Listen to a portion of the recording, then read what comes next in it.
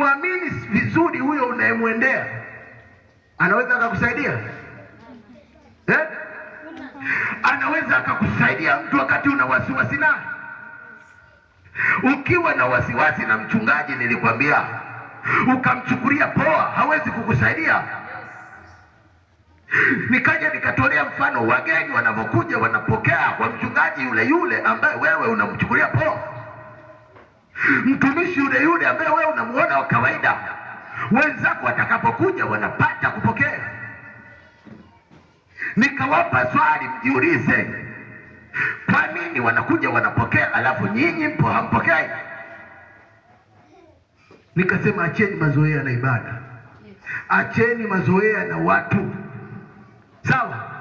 Mimi kukaa pamoja na wewe usinichukulie poa, siwezi kukusaidia. Mimi kusifu na wewe kucheza kiduku usinichukulie wale wale, siwezi kukusaidia. Lakini ukimchukulia Mungu kama ni baba muumba aliyeumba ulimwengu na wewe pia, na bado akamwachilia mwanae kwa ajili ya ukombozi wa kwako, atakusaidia. Amen. Atakusaidia. Dada, naomba unisomee.